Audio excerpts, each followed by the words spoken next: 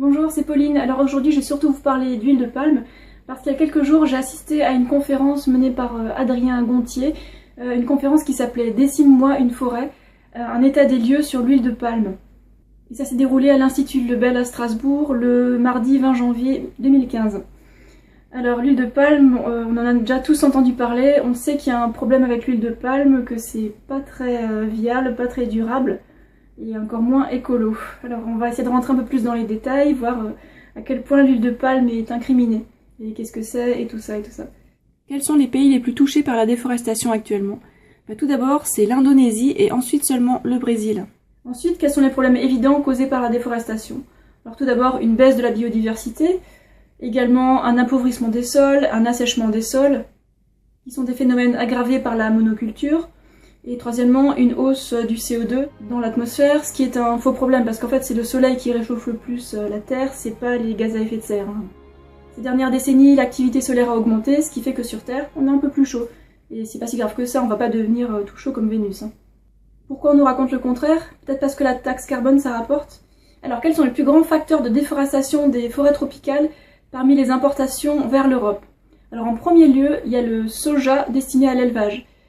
Environ 95% du soja est utilisé pour nourrir le bétail, pour faire de la viande ou des produits alimentaires industriels. En deuxième lieu, il y a l'huile de palme, qui est le sujet du jour. En troisième place, on retrouve le maïs, qui est également principalement destiné aux élevages.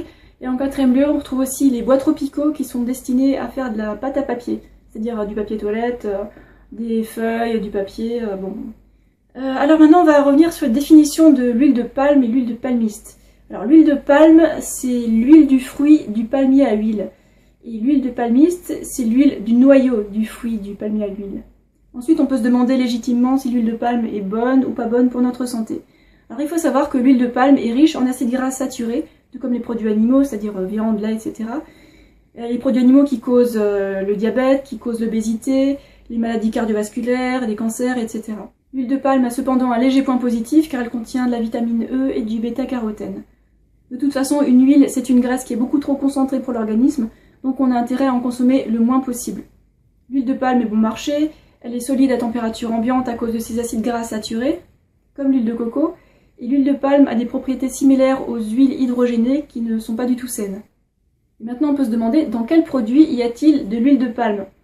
Il faut savoir qu'avant 2014, les industriels n'étaient pas obligés de mentionner huile de palme sur les étiquettes. Elles pouvaient simplement écrire huile végétale, et depuis le 1er janvier 2014, elles sont obligées d'écrire huile de palme, quand elles mettent de l'huile de palme dans les ingrédients. Il y a potentiellement de l'huile de palme dans les huiles et les graisses, dans les dérivés d'huile de palme, c'est-à-dire agents tensioactifs, additifs alimentaires, dans la nourriture du bétail et les produits chimiques. Il y a de fortes chances que vous trouviez de l'huile de palme dans les margarines, le chocolat, les fritures, les pâtes à tartiner, les pâtes à tarte, les chips, les brioches, les fromages à pizza, le lait infantile, les raisins secs, les sodas 0%, les bretzels, les sauces en poudre de la restauration, etc. On en trouve aussi dans les produits cosmétiques et les produits d'entretien, très souvent dans les savons aussi, et on en trouve enfin dans les agrocarburants. Le code 471 correspond au lauryl sulfate sodium, qui est un additif produit à base d'huile de palme. C'est un émulsifiant qui donne du volume et du moelleux aux pains artisanaux et industriels. J'ai pas fait cette vidéo pour vous déprimer, mais plutôt pour vous proposer des solutions pour arrêter de financer cette déforestation, principalement à cause de l'huile de palme et à cause du soja des élevages. Si l'on ne veut pas contribuer à la déforestation des forêts tropicales primaires qu'il y a principalement en Indonésie et au Brésil, peut-être qu'il y a des logos qui vont nous aider à ne pas acheter d'huile de palme. On va passer en revue 4 logos. Huile de palme durable, huile de palme équitable, huile de palme biologique et le logo Nature et Progrès. Les 3 premiers logos, durables, équitables et biologiques, sont des leurres parce qu'ils n'empêchent pas la déforestation. Petite parenthèse pour l'huile de palme bio, elle provient principalement de Colombie où elle crée des troubles sociaux, donc c'est pas terrible.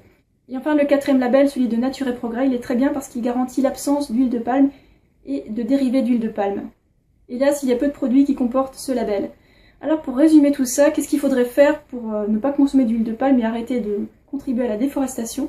Ce serait de ne pas acheter, les produits animaux, car c'est à cause du soja destiné au bétail que l'Amazonie est déforestée principalement. Alors les produits animaux, c'est la viande, c'est le lait, c'est le fromage, la crème, le beurre. On a tout à y gagner sur le plan de la santé à végétaliser notre alimentation. Et les animaux vous diront merci d'arrêter de financer leur souffrance.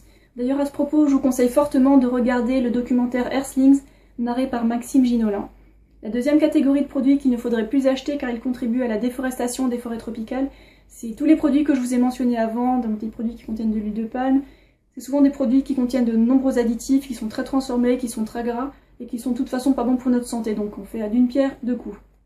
Qu'est-ce qu'il nous reste si on n'achète plus de viande, de poisson, de produits laitiers, de plats préparés qui contiennent d'huile de palme ou alors des produits nettoyants qui contiennent des dérivés d'huile de palme?